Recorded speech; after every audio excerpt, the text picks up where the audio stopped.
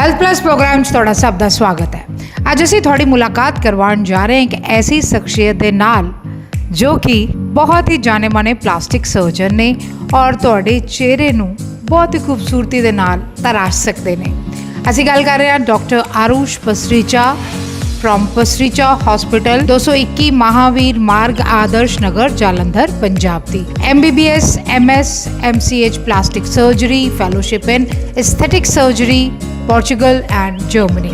एक जानिया मानिया नाम जो कि rhinoplasty blepharoplasty eyelid surgery face lift deep plane और thread lift breast implants breast reduction surgery liposuction and tummy tuck Brazilian butt lip augmentation and hair transplant दे जाने माने सर्जन ने। सारी टीम नाल गलबात करदे हां डॉक्टर आरुष पसरीचा ने दस्सिया कि एक टाइम सी जदों प्लास्टिक सर्जरी सिर्फ अमीर लोगों के लिए या सिर्फ सैलीब्रिटीज़ के लिए ही मन्निया जाता सी कि सिर्फ वो लोग ही करांदे ने, पर हुण प्लास्टिक सर्जरी लग्जरी ना होकर एक ज़रूरत बन चुकी है और आम लोगों की पहुँच विच भी पहुँच चुकी है। बीते दिनी डॉक्टर आरुष पसरीचा जी वालों APH college of nursing Malsian विखे एक विशेष सैमीनार लगाया गया जिस विच उन्होंने उत्थे दे विद्यार्थियों नूं प्लास्टिक सर्जरी बारे विस्तृत जानकारी दी।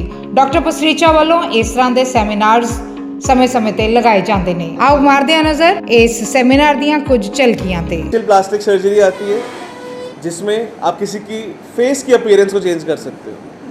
किसी का नाक छोटा है, टिप ब्रॉड है, नाक है ही नहीं, वो हम लोग करते हैं। कोई एज रिलेटेड चेंजेस होते हैं कि पेशेंट की झुर्रियाँ आ गई mid-30s से 40s के बीच में। आप ये कॉमन कंडीशंस एनकाउंटर करेंगे पेशेंट्स में, अपनी कम्युनिटीज़ में, अपनी लोकेलिटीज़ में, अपने पिंडों में, घर के पास, जिनको पेशेंट्स को पता नहीं होगा हम किसके पास जाएं। ये वो एस्पेक्ट है प्लास्टिक सर्जरी का जिसको हम रिकंस्ट्रक्टिव सर्जरी कहते हैं। एक बड़ा कॉमन मिथ है कि प्लास्टिक सर्जरी में प्लास्टिक डलता है बॉडी के अंदर। This is false. The word plastic comes from a Greek word which means plastikos, and plastikos का मतलब होता है कुछ क्रिएट करना। और यही मेरी ब्रांच की प्लास्टिक सर्जरी की खासियत है, हमारी आइडेंटिटी है। हम वो चीज़ क्रिएट करते हैं जो या तो खराब हो चुकी है या जो एग्जिस्ट ही नहीं करती है।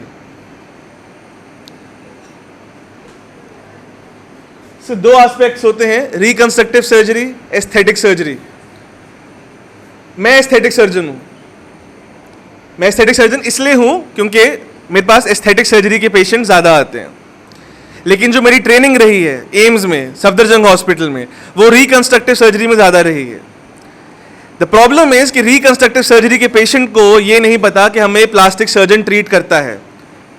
जब बडिंग नर्सेज के माइंड में भी प्लास्टिक सर्जरी की यही एसोसिएशन है कि वो सिर्फ सुंदर करते हैं, उनके पास सिर्फ TV actors, movie stars, big businessman ये लोग आते हैं, तो दे डोंट अंडरस्टैंड कि आज जो हमारी गली के बाहर लेडी का एक्सीडेंट हुआ है और जिसका हाथ नहीं चल रहा, उसको भी प्लास्टिक सर्जन ट्रीट करेगा।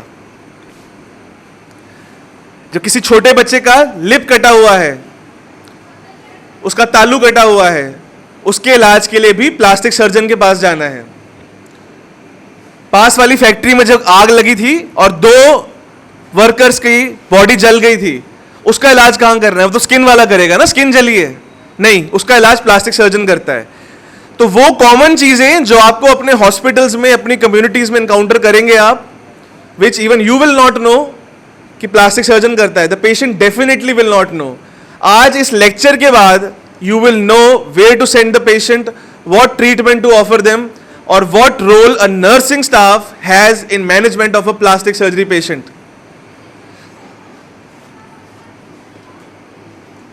दो कंसेप्ट्स हैं प्लास्टिक सर्जरी में, जो रिकंस्ट्रक्टिव सर्जरी में हम टिश्यू ट्रांसफर करते हैं, प्लास्टिक नहीं डालते हैं।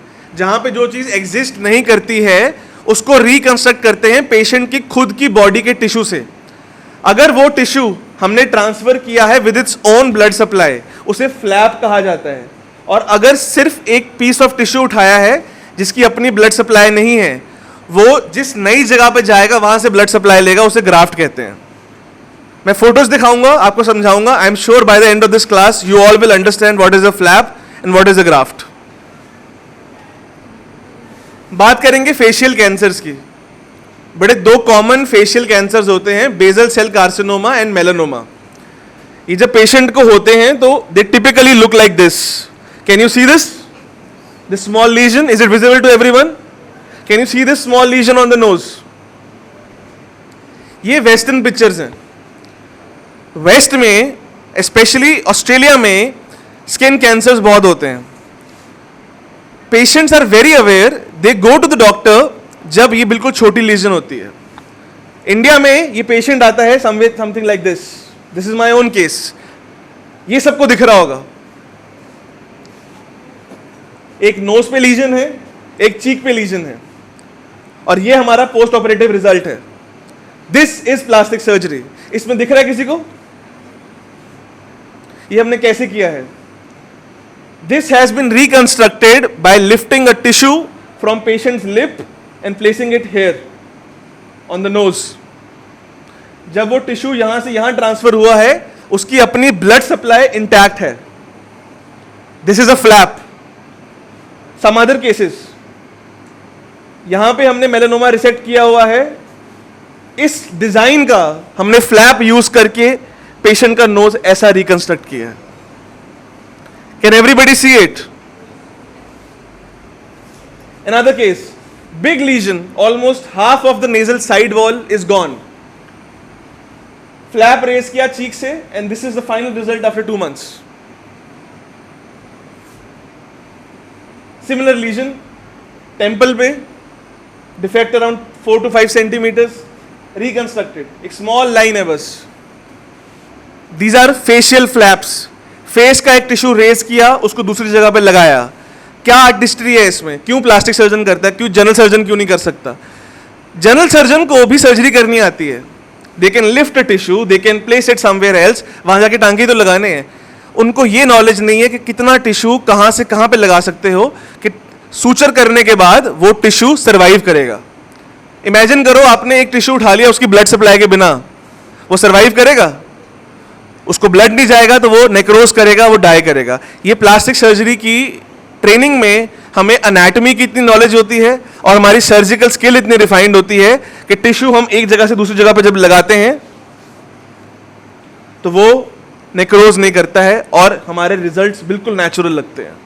ये एक स्मॉल लाइन है, ये सनस्क्रीन लगाएगी, ये सिलिकॉन जेल लगाएगी, and even this will disappear after 3 months. This is the magic of plastic surgery. Another thing, pressure ulcers, bed sores. देखें किसी ने यहाँ पे? Have you managed? किन पेशेंट्स में कॉमनली होते हैं please? Some bedridden patients में बेड सोर्स कॉमन होते हैं. क्यों होते हैं? Anybody knows? I will tell you why it happens. हमारा नॉर्मल ब्लड प्रेशर कितना होता है? 120/80. जो एंड ब्लड प्रेशर होता है जो स्किन में जाता है, दैट इज रफली between 25 to 35 millimeters of mercury. जब भी उस स्किन के ऊपर एक्सटर्नल प्रेशर 35 को एक्सीड करेगा, that means that skin part will not receive its blood supply. और जैसे हमने डिस्कस किया, जब ब्लड सप्लाई नहीं मिलेगी तो टिश्यू को क्या होगा? नेक्रोसिस होगा. It will die, which will present to you in the form of a pressure ulcer. Now a bedridden patient, these are the various stages of pressure ulcer.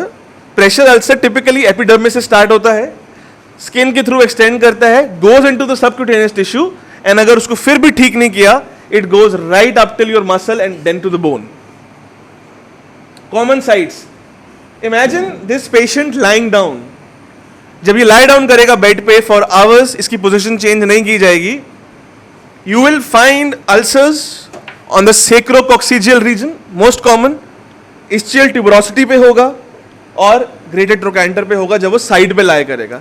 ये 3 सबसे common ulcers होते हैं, the sacrum region, ischial region and greater trochanter.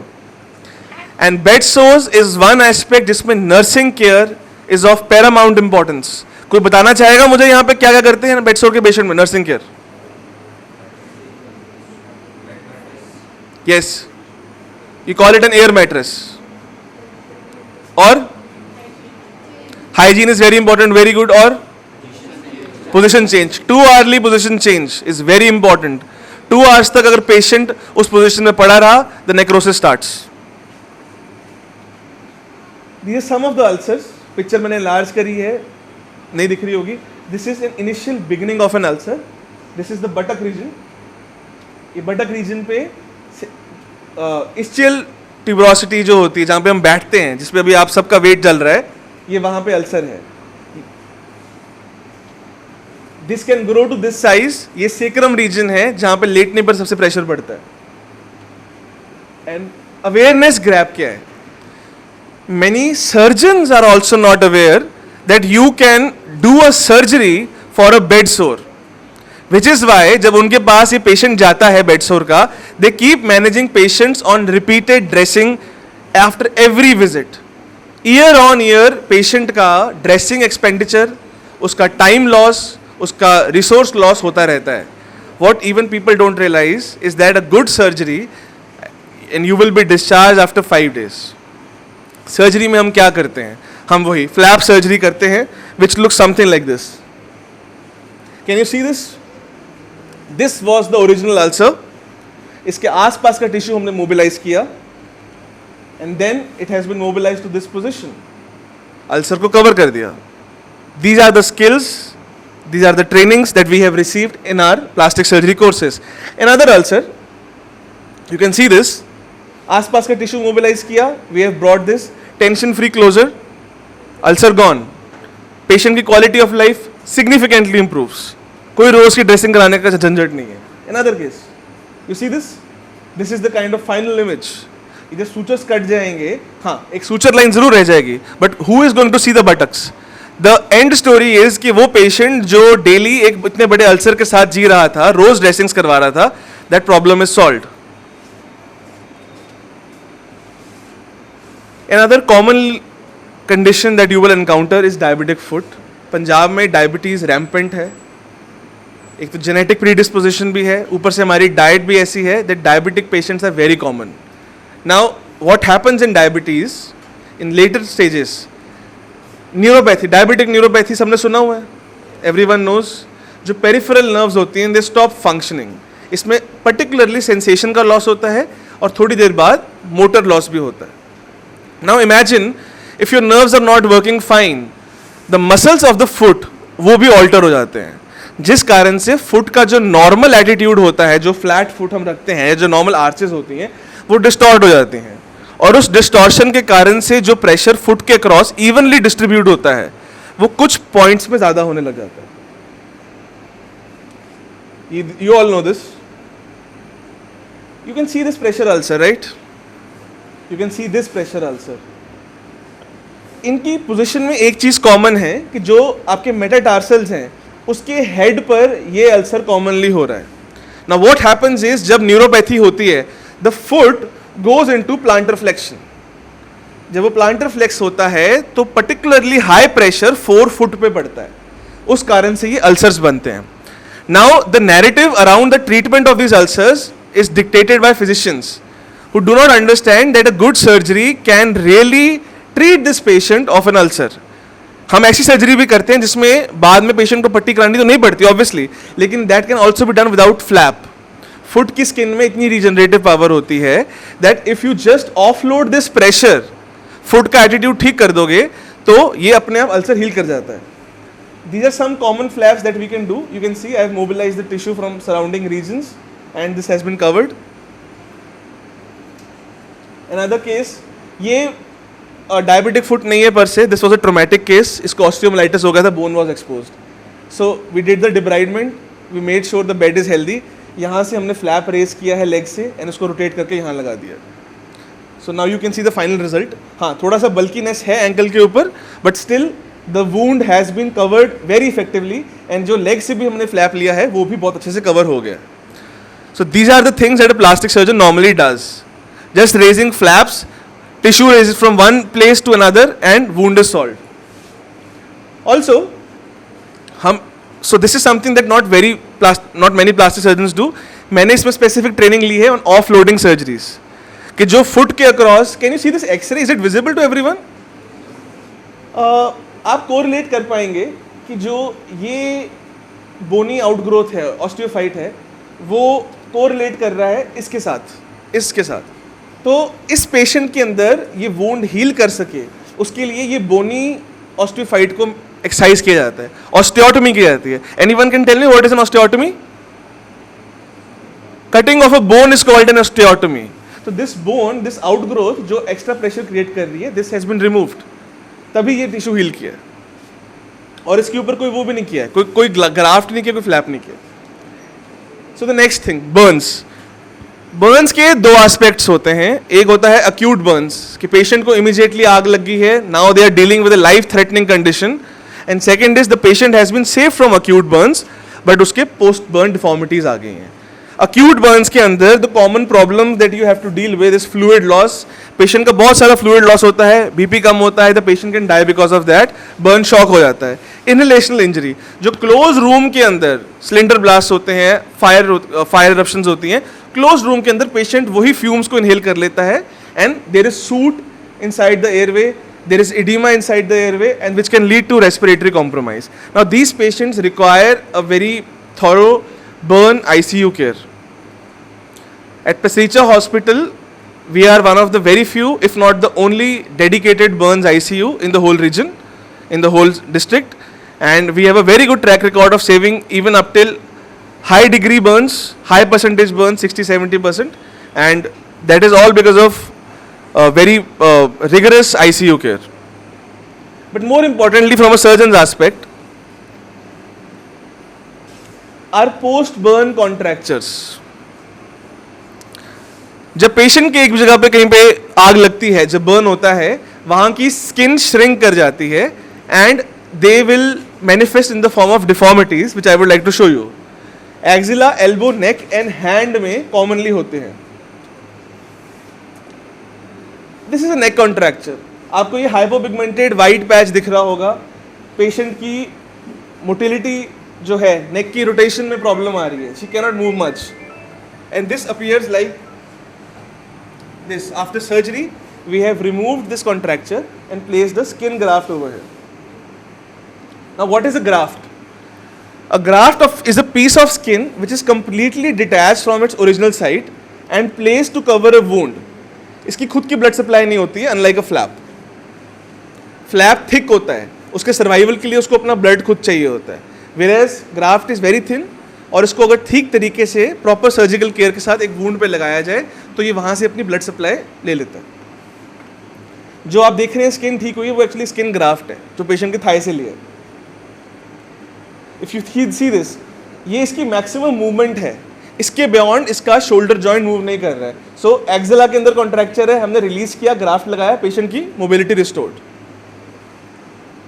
Again elbow contracture, graft contracture release किया. This is some the wound that is created after contracture release and this is another flap is put over this.